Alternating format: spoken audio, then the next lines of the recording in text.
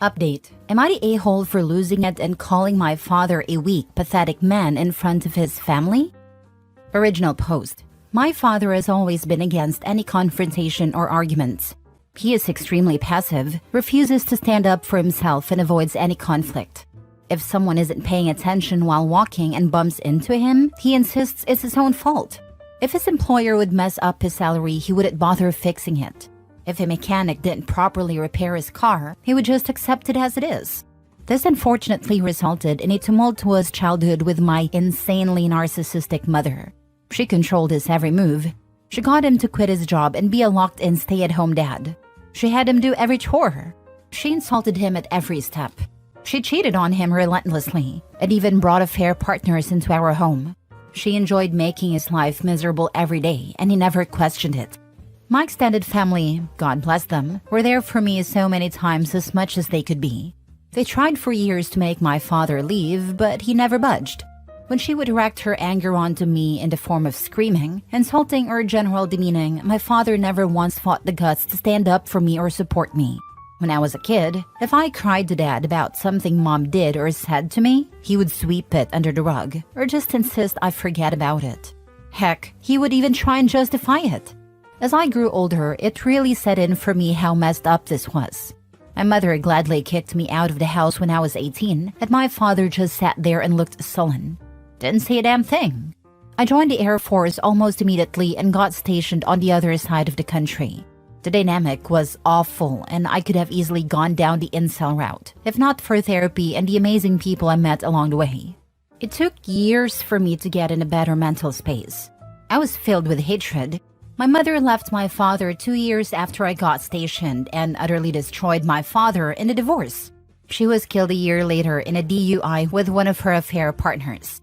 I took a lot of joy in hearing that it took her hours to die, and that's when I really knew I needed help to process things. I'm almost 30 now, have a girlfriend who is perhaps the best thing to ever happen in my life, and fully understands the situation with my family. I have learned to not allow myself to be consumed with anger and resentment by my past, or so I thought, you'll see, and instead put that energy to my future. I've been extraordinarily low contact / near no contact with my father since I left. As much as I try, I cannot make that connection with him. I recently went to a family reunion and brought my girlfriend with me. My father was there as it was his side of the family. They have many issues with him, but he is family, so whatever, I guess. I made sure to avoid him. I was chatting with my uncles when I heard my father talk in the background. He was discussing how a coworker of his was going through a divorce as he discovered his wife was having an affair and was positioned to have a very favorable divorce on his side. My father remarked how his coworker should work instead to forgive his wife, and by his own words, set a good example for unity and forgiveness, and how he believed he set a great example for me in that extent. I swear, it was like a switch went off in my head, and I was mentally back to being the rage-filled 18-year-old. All these years, and he never learned a damn thing. I turned to him and asked if he was freaking serious. He looked at me and started to stutter. I know the next minute was pure word vomit, and I can't relay it perfectly, but to sum it up, I shouted how he was a pathetic father, a pathetic man. His family all know he's a disgrace of a human being. Who would rather his son be treated like garbage than defend him because he's a freaking coward? No one would ever see him as an example to live by. His wife would rather sleep with half the neighborhood than even touch him. And he should never, ever believe anyone respects him. I began to derail and ramble between my shouting, and my girlfriend quickly took me out and drove me home. It was insane just how quickly being away from him made me feel better. She just held me when we got back and told me it's okay. Again, best thing to ever happen to me. I was ashamed of how I lost it, and I'm now going to resume my therapy. That's a given. However, I'm glad I finally unloaded what always needed to be said onto him. Extended family's pretty mixed with reactions. His brothers / my uncle said it was time for him to hear it from me. My grandparents are mad I did that in front of the entire extended family, with some saying I should have done that behind closed doors instead of everyone. Now for the top comments before reading the update. All I can say, based on your post and this interaction, is your anger is deeply misguided, and you're failing to recognize the truly horrifying thing. You're behaving like the mother you actually should hate. Oh, trust me, I fully hate her as well. But she's gone, and there is no use in holding a grudge against a dead person. I'd hoped, though, after his son making him an outsider in his life, his family openly joking face-to-face about his failings as a father, and his ex-wife draining him for everything he had and making him start over in a one-bedroom apartment, his friends slowly leaving his life one at a time out of embarrassment, that he would maybe have at least one moment to reflect, and maybe consider he should have done things differently. It sounds like you finally got to express the pent-up feelings you've carried for so long. While the outburst wasn't ideal, it seems like it was a necessary step towards healing. It's good you're resuming therapy to process this further. Yeah, afterwards it hit me that although it was very cathartic, it definitely wasn't the most appropriate way to handle it, lol. Don't let this concern you too much. You were greatly harmed as a child. While you are an adult, the harm people receive as a child becomes a core part of them, in personality, the way the brain is wired, and even in the physical body. Immune response. Your father's neglect to protect you from abuse came from his passivity. Neglect is abuse. Him allowing another to abuse you while present, he was an active participant. Now, him telling others they should be more like himself, modeling his passivity as a virtue, should create a visceral action in you. This is a critical moment in your healing. An adult finally stood up for the abused child. Someone finally stepped in and said this is not okay. You just happen to be both the abused child and the active adult who stepped up to advocate for the child. Any person who was an adult at a time who could have stepped up and stopped the harm that both your parents put you through don't get to say anything about the way you're handling it now. They had an opportunity to step in and step up. They failed. Live a wonderful life. Be good to yourself. Life can be filled with so much joy and wonder. I hope you can feel the fullness of healing. Now for the update days later. Thanks for the advice and recommendations, even amongst some of the YTAs. However, some of them needed to be addressed because they were either hilarious or cringeworthy.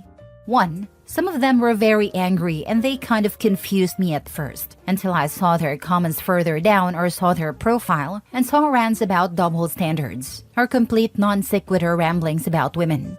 So yeah, not helpful advice, and they were great dark reflections about how I could have turned out if not for the support in my life.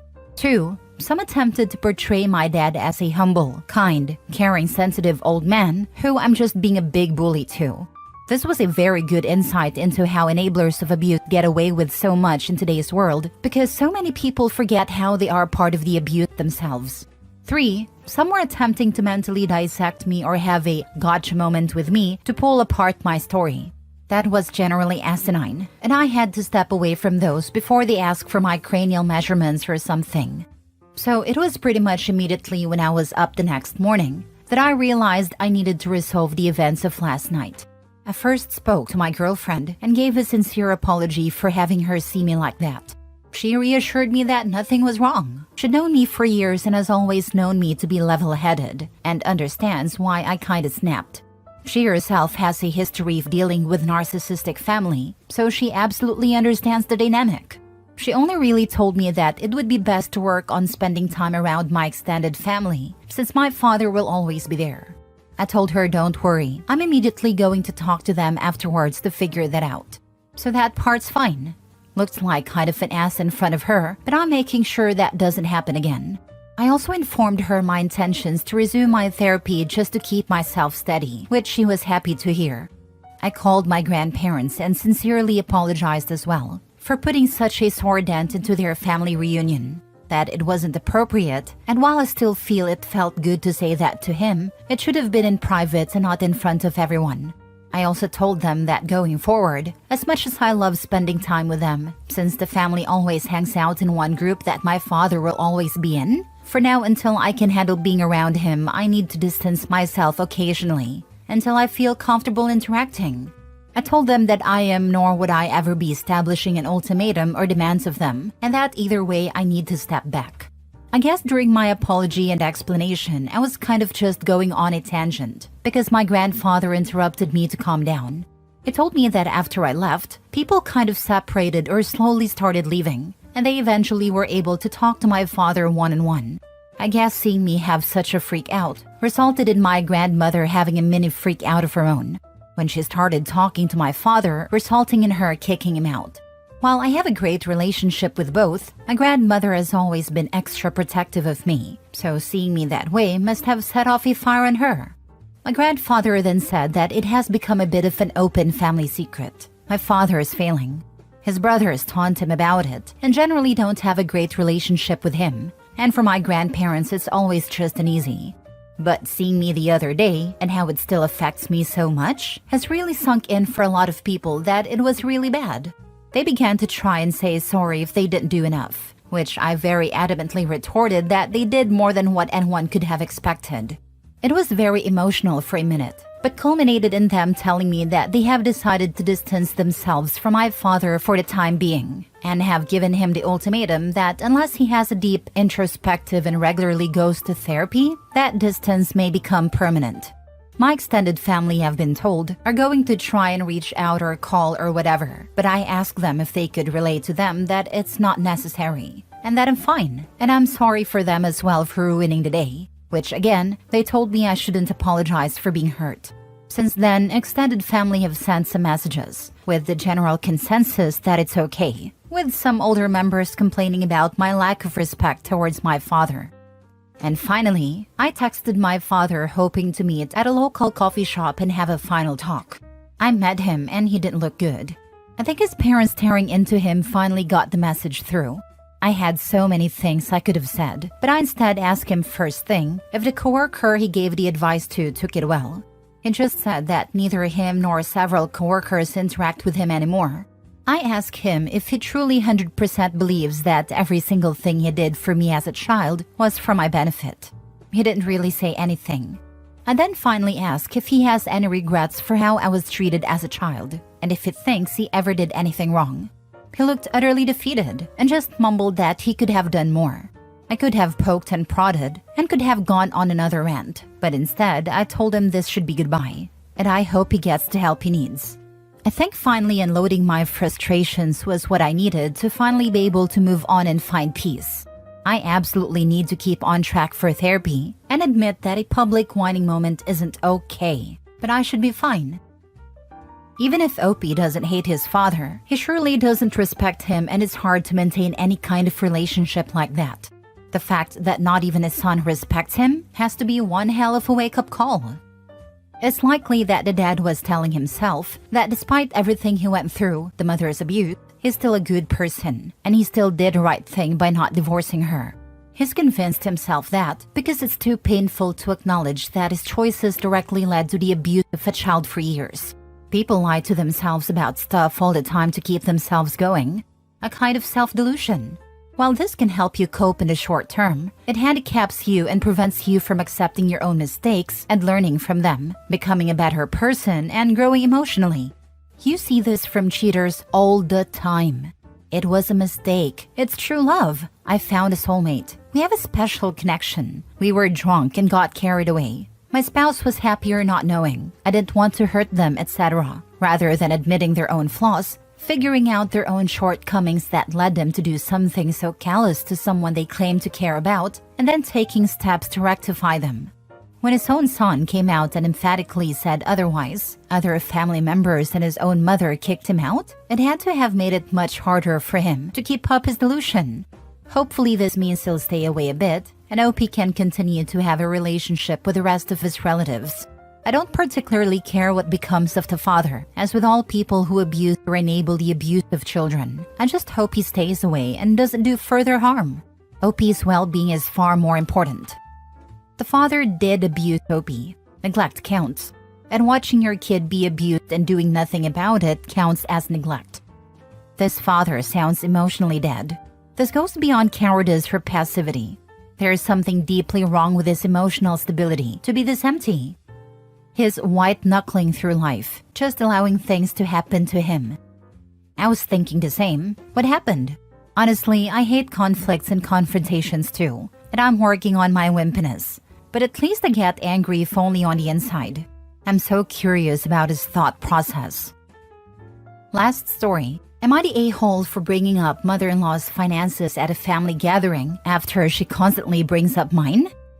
My mother-in-law is constantly making derogatory comments about our finances. We aren't rich, but we aren't broke either, and we have never asked her for money. She has chosen to give us some generous gifts, so really it is none of her business. Every time we are excited about something, new car, a trip, some home renovations, she has to chime in and ask if we can afford it, or if we are sure it is a good use of money. I've also heard through the grapevine that she thinks I'm spoiled. Not sure where she is getting that from. If she was just frugal herself, that might not bother me so much. But mother-in-law lives a very lavish life and doesn't say this nonsense to anyone. Her man-child boyfriend recently went out and bought a Ferrari because he was sad, and she didn't say anything about that. She is a CEO, and I know she makes bank, but still we are not poor. I'm sick of it, and I've asked my husband to talk to her. But truth be told, he is kind of a wuss. We had a family gathering recently, and my mother-in-law pursed her lips when she found out I had upgraded my wedding band, and made a snide comment that it wasn't even 10 years, and implied it was a waste of money. I looked right at her and began asking questions. How much do you have in your bank account? Who pays your bills? Are you splitting the money equal in your will? Because we all know you like your daughter more. What did that bag cost? Mother-in-law was horrified and said I'm tacky for talking about money. I clapped back that she has been talking about my money for years and clearly doesn't like it when the shoe is on the other foot. She rolled her eyes and stormed off. My husband was mortified and said I really went too far and embarrassed him in front of his family. Now for the comments. Lol, I think it was hilarious. Since your husband is mama's boy, somebody needs to be aggressive.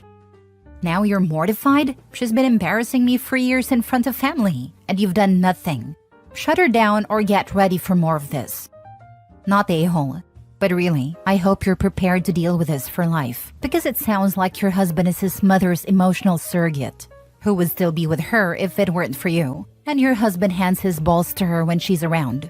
Personally, I prefer to be the only woman with access to my husband's balls, but you do you. They aren't even that close. He's just terrified of her. To be fair, most people are. But she isn't one of those boy moms. Why is he terrified of his mom? Regardless, tell him that the only way for him to no longer be terrified of her is to stand up to her. She's probably waiting for him to do that anyway. It's very freeing. Everyone's terrified of her. She's ruthless and cutthroat in business and doesn't know how to turn it off when she gets home. He grew up watching everyone in the family buckle to her demands, mostly because they wanted her to pay for stuff. It's sad he doesn't get she doesn't respect any of them because they let her act this way. Exactly. Your husband and you don't sound like you need her money. So if your husband wants her respect, he has to stop cowering before her. You did it, so he can too. Besides, she's a huge hypocrite who seems to have major look-at-me syndrome.